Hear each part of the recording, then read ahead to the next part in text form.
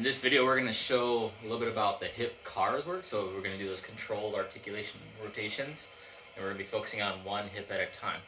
For setup, we're going to be laying flat on the ground.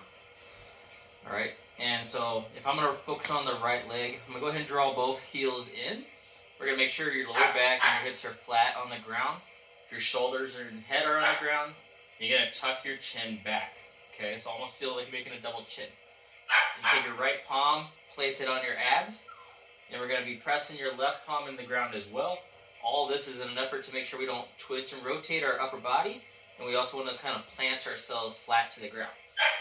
So what we're going to do is start with the right leg out, and we're going to start with an internal rotation flexion. Okay, so internal rotation means the heel is going to be outside the knee or externally rotated the knee, which is going to rotate the upper thigh internally. So as I elevate the foot a little bit, I'm drawing that heel out, and then I'm pulling the knee close as I can until I feel limited in my upper flexion here with that internal rotation. So that's a big preset for how far we can go into flexion properly, okay? Once I've kind of pushed that range of motion, pause for a little bit, go ahead and redirect and start to pull into external rotation. So now I'm going to shift and swivel that ankle inside the knee and basically rotating the upper thigh out as far as I can. From there, you're going to go ahead and abduct that knee close as you can to the ground to your side. Remember, do not let that hip come off the ground on the left side. Okay.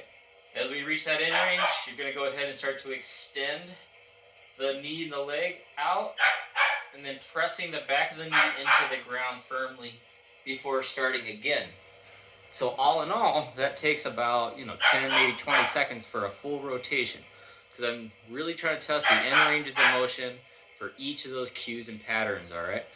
So we're gonna go 3 to 5 reps going in one pattern, and then we're also going to make sure we reverse that pattern. So we work on the external rotation first, and then come into internal rotation, and then extension again. All right. So you're gonna do that. So you're gonna do both directions for 3 to 5 reps on both sides. And make sure you get both legs. So all in all, it might take 10, maybe 12, maybe even a little longer as you get started. This is not a movement to get faster with. This is a movement to test your boundaries with, right? So we're looking for that maximal in range of motion, and even taking little pauses in between that. So it's really important to build that connection. And I'll get more information talking about the purpose, the why, the what, and how it's going to translate to the next level. Okay, so. But let's just try to get into that pattern and get some practice with that.